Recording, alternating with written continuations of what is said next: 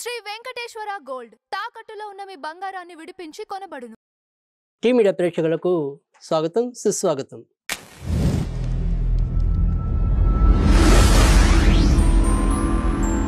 పక్షఫలాలు కార్యక్రమంలో కర్కాటక రాశి వారికి నవంబర్ 15వ తారీఖు నుంచి నవంబర్ 30వ తారీఖు వరకు ఏ రకంగా ఉండబోతోంది, మరి ఎలాంటి విషయాల్లో వీరికి అభివృద్ధి ఉంది, ఎలాంటి విషయాల్లో వీరికి ఆవేదన ఉంది, ఆందోళన ఉంది, ఇలాంటివన్నీ కూడా మనం తెలుసుకునే ప్రయత్నం చేద్దాం. కర్కాటక రాశి వారికి ప్రస్తుతం ఈ పక్షం రోజులు ఉండే గ్రహస్థితి ఏదైతే ఉందో ఎంతో కొంత ఏదో రకంగా ఒత్తిడికి గురి చేయటం అనేది అయితే కనిపిస్తుంది. ఆలోచనలు ఒకసారి ఉన్నట్టుగా ఒకసారి లేకపోవటం, ఇప్పుడే ఆనందం, ఇప్పుడే ఏదో రకమైన దిగులు ఆవరించటం, ఇలా పరస్పర విరుద్ధమైన అంశాలతో కొట్టుమిట్టాడటం అనేది అయితే కనిపిస్తోంది. ఎన్ని విషయాల్లో ఎంత జాగ్రత్త తీసుకుని వెళ్దాం అనుకున్నా కూడా మరొక విషయం వీళ్ళు బాధించేది పుట్టుకు రావటం అనేది వీరికి ఒక రకంగా బాధాకరమైన విషయం. అయినప్పటికీ కూడా ప్రస్తుతం మరి గురుడు రాశిలోనే ఉండి మోక్ష పొందటం వల్ల ఎప్పుడు ఎలాంటి విపత్కర పరిస్థితి ఏర్పడినప్పటికీ కూడా చివరి నిమిషంలో ఏదో విధంగా పుట్టుకు రావటం అనేది అయితే ఉంటుంది. అదేవిధంగా ఈ వృత్తి ఉద్యోగాల్లో కూడా ప్రస్తుతం మరి పంచమ స్థానంలో సక్షేత్రయుతుడై కుజుడు ఉన్నప్పటికీ కూడా వీరికి బుద్ధి అనేది అవసరానికి తగ్గట్టుగా వెంటనే ఆలోచనలు స్ఫురించకపోవటం, ఒక రకమైన తొందరపాటు ఇవ్వటం అనేది జరుగుతుంది. సంతానాధిపతి మరి వ్యయాధిపతి కూడి ఉండటం అనేది, దానివల్ల సంతాన విషయాల్లో కూడా మధ్య మధ్యలో ఆందోళన నెలకొనటం అనేది అయితే జరుగుతుంది. సంతాన ఆరోగ్య విషయాల్లో కొంతవరకు శ్రద్ధ తీసుకోవటం అనేది అవసరం.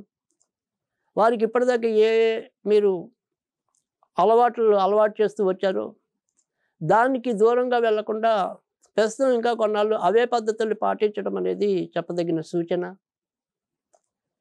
షేర్ మార్కెట్లు, స్పెక్యులేషన్స్, ఆకస్మిక ధనలాభాలు ఇలాంటివి ఏమైనా ఉంటాయేమో అని మీరు ప్రయత్నించడాలు ఇవన్నీ కూడా నిరర్ధకం. కనుక ఇలాంటి విషయాలకి ఎంతో కొంత దూరంగా ఉండటం అనేది అవసరం.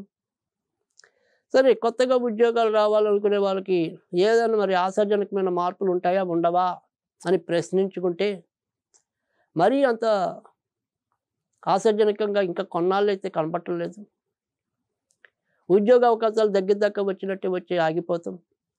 లేదు మీకు ఉద్యోగం ఇస్తున్నామని చెప్పినప్పటికీ కూడా దాన్ని రూఢీ చేస్తూ వచ్చే పత్రాలు ఏవైతే ఉంటాయో ఆ పత్రాలు రావటంలో జాప్యం అవటం, ఇలా మనకి వచ్చిందో తెలియదో రాలేదో తెలియని ఒక రకమైన సందిగ్ధ పరిస్థితి నెలకొనటం, అది ఈ పక్షంలో ఎక్కువగా ఉండటం అనేది సంభవిస్తుంది.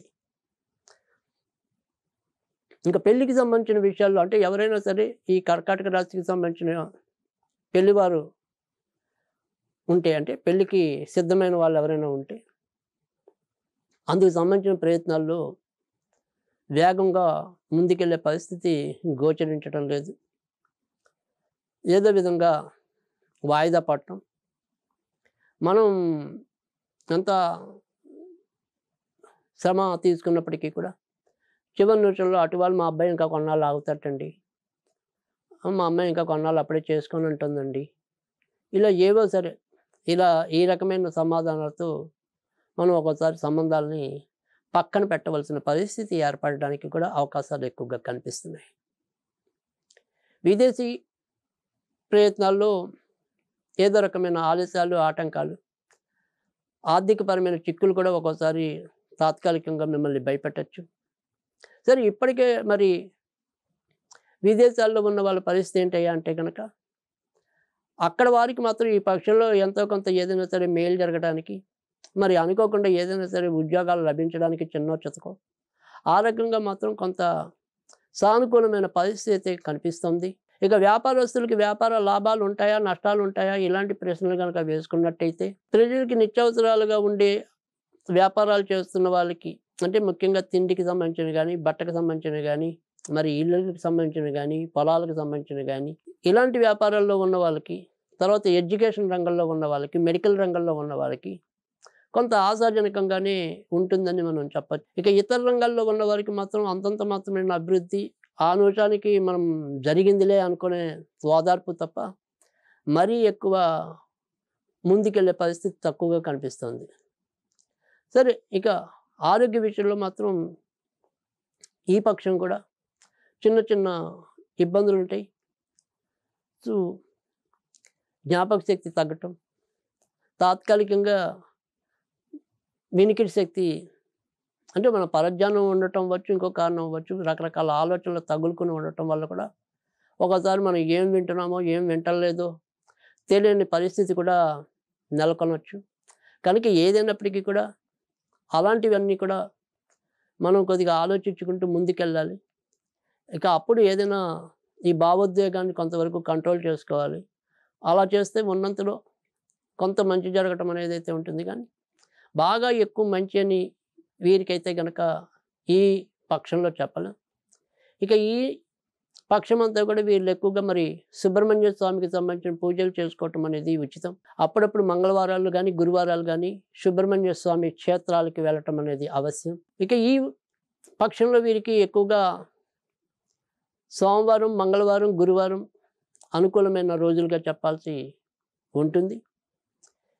ముఖ్యమైన పనులు చేయాలి అనుకుంటే కనుక 16వ తారీఖు, 18వ తారీఖు, 21వ తారీఖు, 27వ తారీఖు, 30వ తారీఖు ఉన్నంతలో మంచి రోజులుగా చెప్పాల్సి ఉంటుంది.